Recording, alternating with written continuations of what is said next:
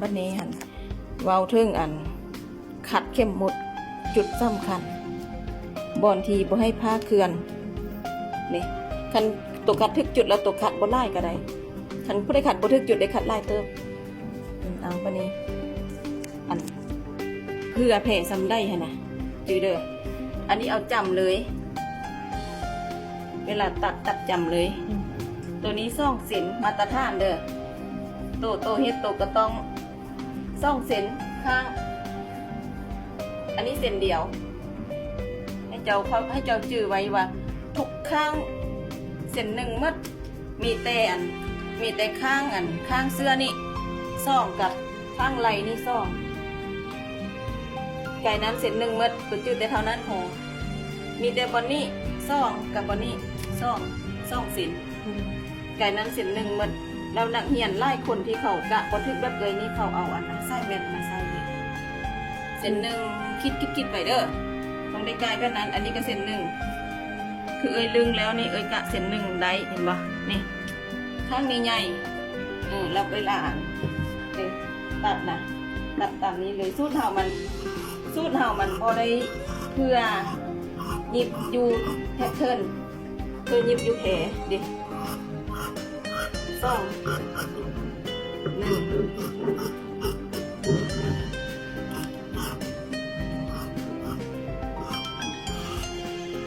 เดี๋ยวไปอย่างล่างอันนี้ก็ซ่องมีแต่ข้างกับอันนาไล่แต่อันนี้จำสิตัวเด้อนี่จำอันนี้ก็นึ่ง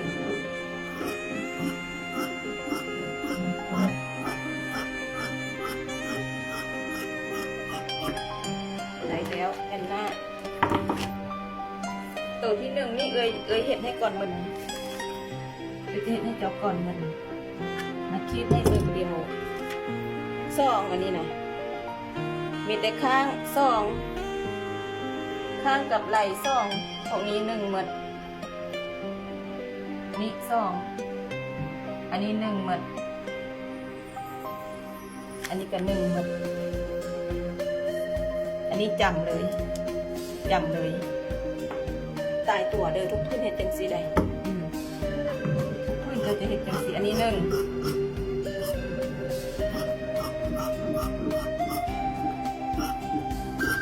อันนี้นะมีแต่ข้าง2กับไหล่ไก่นั้น1หมดจือแต่เท่านี้เราขอบ่ให้เอาสมองไปใส่อันอื่นไล่เห็ดแบบ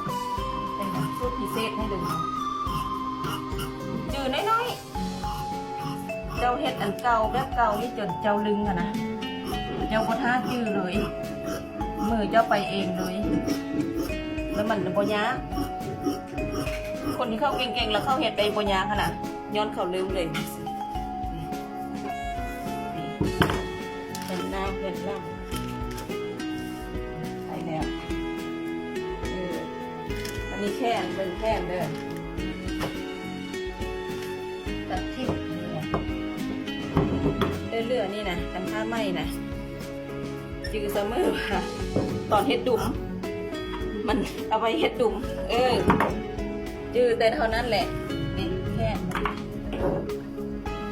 แค่นกระหลวงตังซัมเมอร์เด้อจือเด้อแค่นยาสุดเห็ดหลวงนี้จะเชื่อเด้อ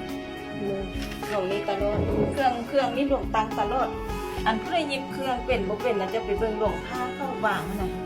เข้าใจเลยนี่แค่น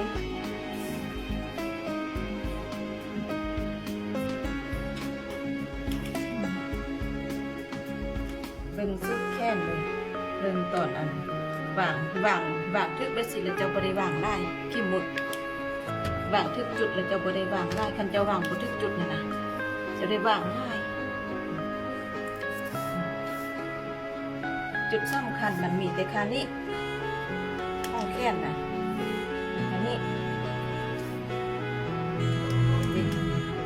แล้วเวลาจงเพื่อยิบอันนี้นี่นะซ่องสินปีนนี้ซ่องอันนี้ซ่อง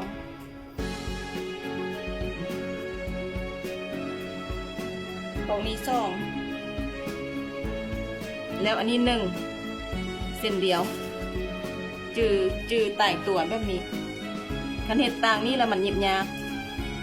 อันนี้หนึ่งเพื่อว่าหยิบง่ายแล้วอันซ่องนี่นะย้อนว่าแค่นน้อยแค่นใหญ่ได้หยับให้เข้าหยับออกหยับเข้าแค่นน้อยแค่นใหญ่อันนี้บริยับเลยแล้ว